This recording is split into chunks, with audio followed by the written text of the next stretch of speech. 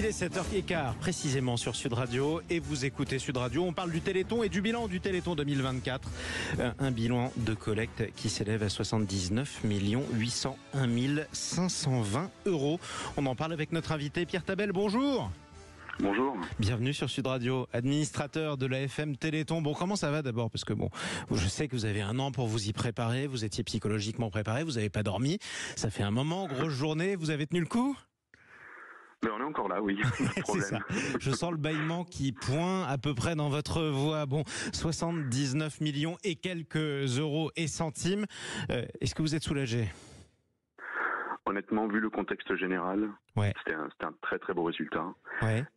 Contexte général à la fois économique sur le plan national et à la fois pour le fait aussi qu'on avait un décalage dans la date cette année qui nous avait été un petit peu imposé par la réouverture de Notre-Dame. Ça faisait des petites inquiétudes quand même qui étaient justifiées et qui finalement ont été balayées par la qualité de nos résultats et par le rendez-vous qu'on donne aux donateurs et qui était là encore cette année, quoi. Ouais. Donc on est content. Ouais, vous êtes soulagé. Est-ce que vous savez combien il y a de donateurs différents à peu près? Là, j'ai donné la somme globale, mais derrière ça, il y a combien de Français qui ont donné? Alors là, à l'instant T, je pourrais pas vous donner le chiffre, et ce d'autant plus qu'en fait, il y a des gens qui donnent plusieurs fois, qui vont faire un don, puis ensuite qui vont prendre un petit ticket pour la tombola, qui vont aller acheter aussi une crêpe sur le terrain. Donc c'est toujours assez difficile de reconstruire un nombre de donateurs à la fin. Mais à l'instant T, j'aurais du mal à vous le donner, mais en tout cas, ce qui est certain, c'est qu'il y a plusieurs millions de Français, oui, qui ont donné. Ouais, plusieurs millions de Français, d'autant plus que c'est important de le rappeler tous les ans, vous le mesurez, hein. On croit toujours que ce sont des gens qui donnent beaucoup d'un coup. En fait, souvent, une bonne partie des dons, c'est 5 €, ça peut parfois être 1 €, c'est ça? Tout à fait, mais enfin, pour nous, de toute façon, tous les dons sont utilisables de la même façon, donc ça Exactement. Nous n'avons aucune forme de jugement sur la valeur du don. Ce qui nous intéresse, c'est de pouvoir continuer à progresser dans les travaux que nous avons initiés. Et de mobiliser le plus de monde possible aussi. Alors vous l'avez dit, le contexte est difficile, on le sait, il y a beaucoup d'associations dans le pays qui souffrent aussi d'une baisse des donations en général, pas seulement pour des opérations ponctuelles. C'est pour ça que c'est bien aussi de voir que les Français sont encore mobilisés. Cette année, la priorité pour vous du Téléthon, en tout cas des dons, ce sera quoi concrètement ?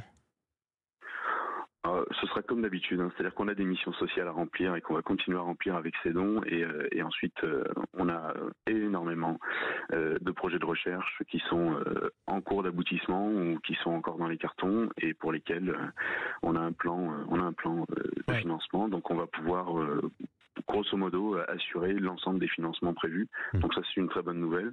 Et puis comme le standard est toujours ouvert et que les gens peuvent continuer à faire des dons et qu'il y aura encore des actions sur le terrain, on peut aussi envisager de faire des résultats encore un peu meilleurs. Et comme de toute façon des projets de recherche, on en a énormément. Énorme. Tout ce qui viendra en plus nous permettra de financer ces projets supplémentaires. Exactement, on peut en parler aussi d'ailleurs. Cette année, les essais cliniques se multiplient sur les myopathies des ceintures. Précision pour ce que c'est, ces myopathies des ceintures. Il y en a plusieurs dizaines, même si j'ai bien compté.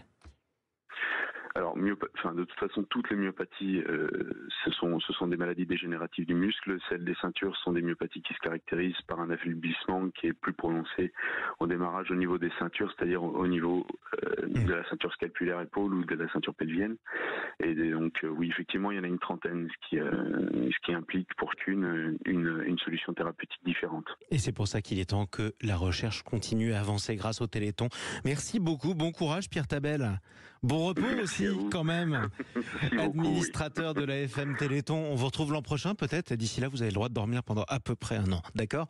À très bientôt sur Sud Radio. Et merci à tous ceux qui nous écoutent, qui ont participé à cette noble cause.